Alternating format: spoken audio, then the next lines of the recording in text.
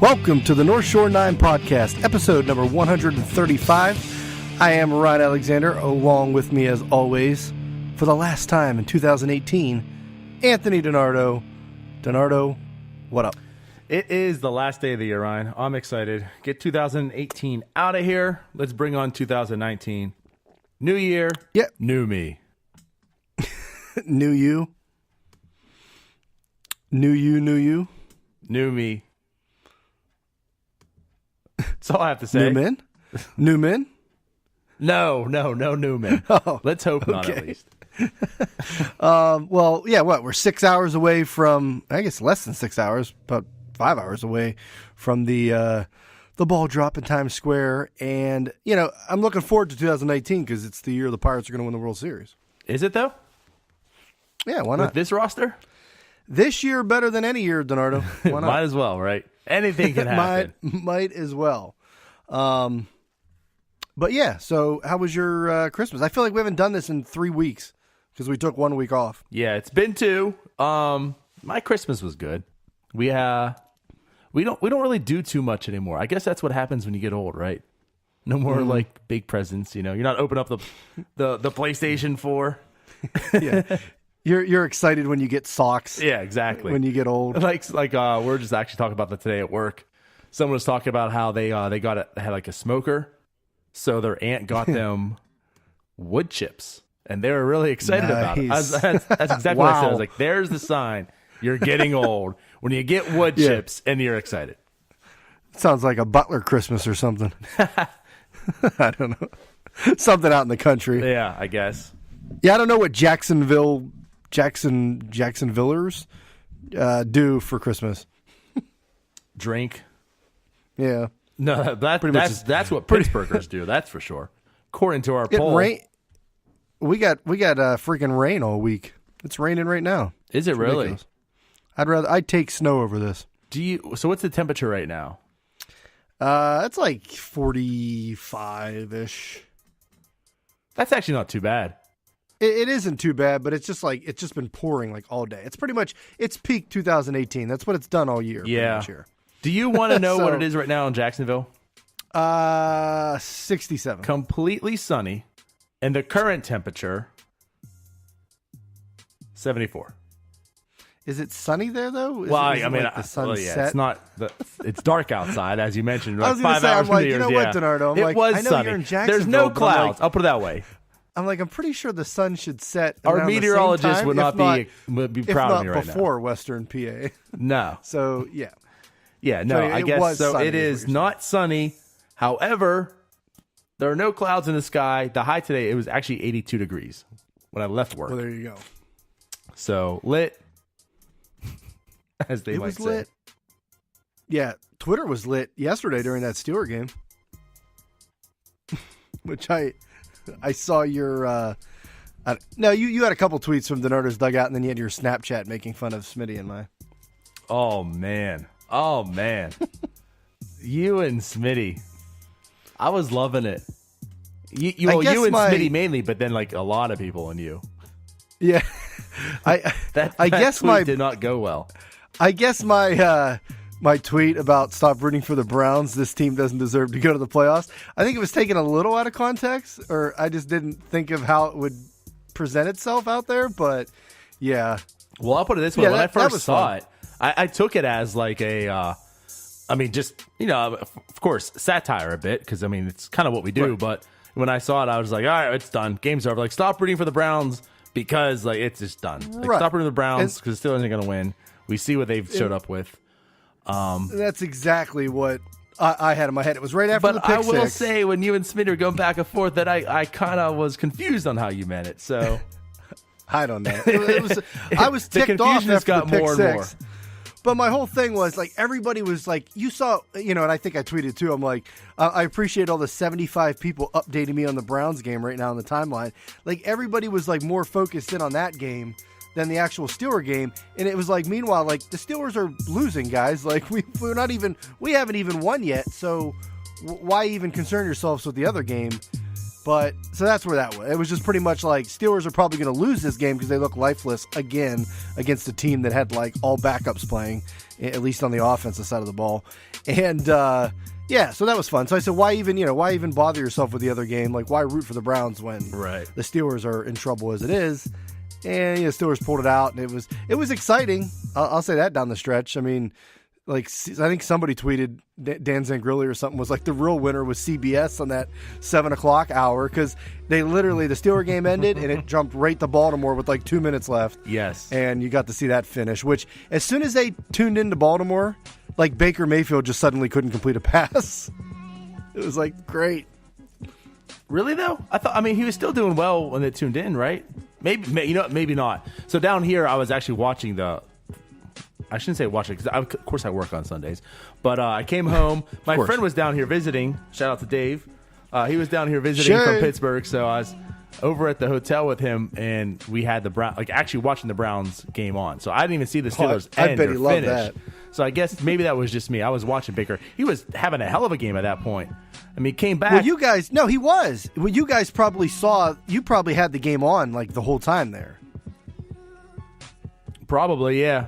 Yeah, because I think that was like the national CBS game. Oh, okay. Well, that makes sense. Which I guess would make sense, because you would just assume the Steelers are going to beat the Bengals, so might as well have the Browns. Right. Yeah, because that was the Romo and Nance game. With shout out to Tony Romo. I was pumped to get two bonus minutes of Romo, but no, it's like as soon as they like switched over to the Baltimore game from the Pittsburgh broadcast, like. It was pretty much like, I think they hit a pass to get down to like the 40 where it was like, they're kind of in field goal range, but they need like 6 more yards. And then it was incomplete. And it was like, oh, okay, that was fun. So, yeah, that sucked. But, yeah, anyway, Twitter, it was lit. Oh, man, I loved it. So, I'll say it again. Like, I'm not a Steeler fan per se. I'm a Dolphin fan. But, I do root for the Steelers. But I don't know if you want to say that out loud. Yesterday, man, I'll confess to it, man. I was rooting against the Steelers, and the sole reason was just because I wanted to see Twitter blow down. I wanted to see what happened yesterday. You had Pony's tweet about how they're going to get in. Oh, for sure. I mean, I think the best case scenario for me, I wanted to see I want to see the Browns win and the Steelers actually lose, and that's how they get out of it.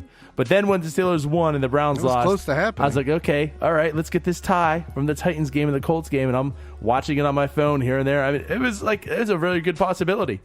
And then, Gabbard.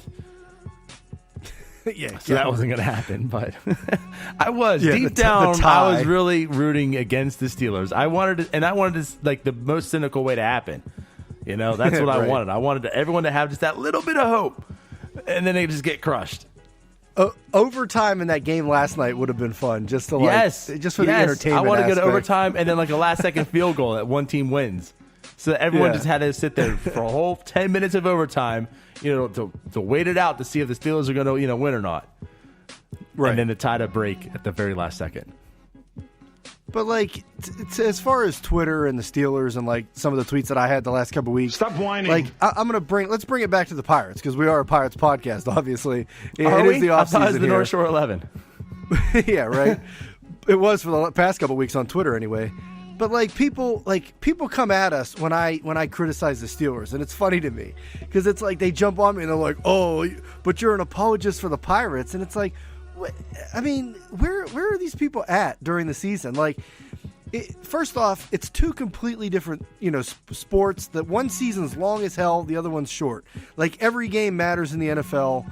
You could have a bad month in MLB, and it's like, okay, just have a better 5 other months.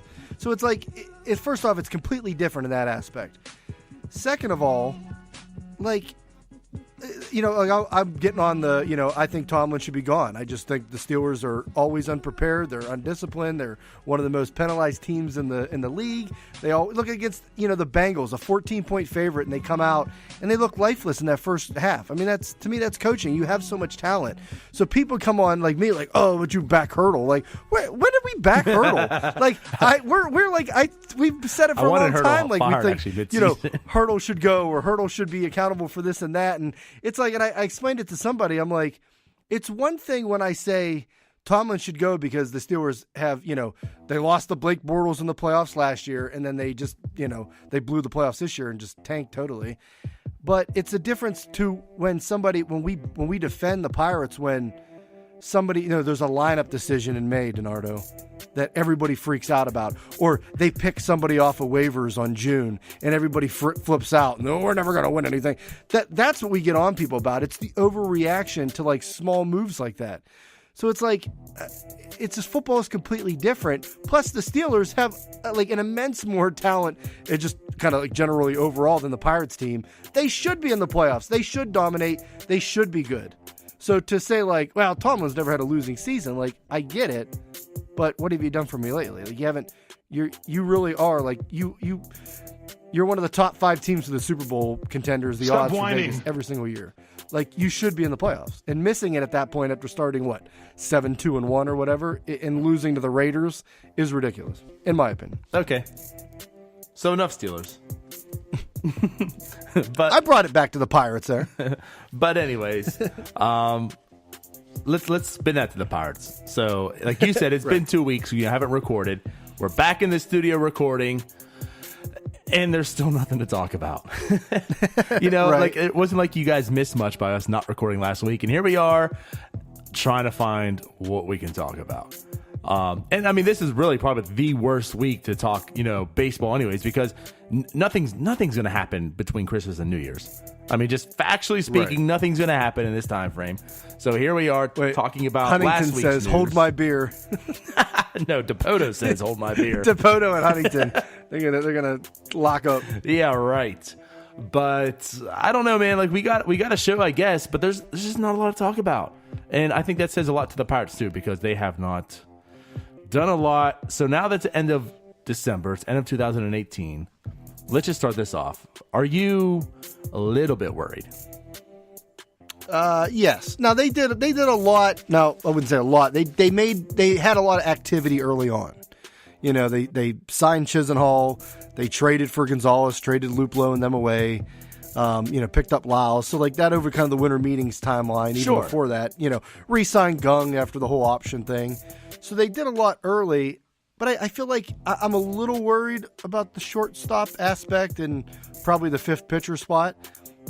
But at the same time, like I feel like there's a lot of teams that haven't done much.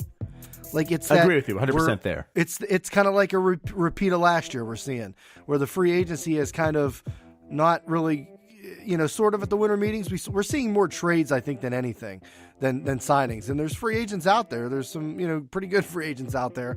I don't know, if we're waiting for Harper and Machado to sign, and then it's all going to fall from there. But yeah, it's just like not much has happened. I mean, the Cubs went out and picked up Kendall Graveman. I mean, like, World Series Cubs. Are the Cubs like strapped for money? Is that what's happening they right are. Now? They absolutely are. I mean, Jason Hayward's albatross of a contract is killing them right now. Mm-hmm. Think about that. Plus, Lester, they're paying like tied up 3/5 of their rotations, like a ton of money. Yep. Lester, and it's not that good either. I mean, it'd be different if the 3/5 of rotation, was Darvish, taking up all this payroll, but they're the Nationals. And it's solid. Like it's not.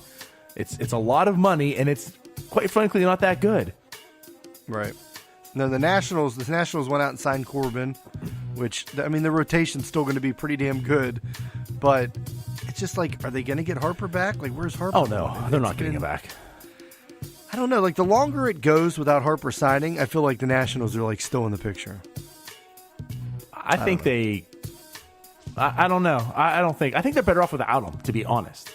Especially, I mean, the guys that they have Probably. in the outfield. I think they're better off without him and allocating the funds elsewhere.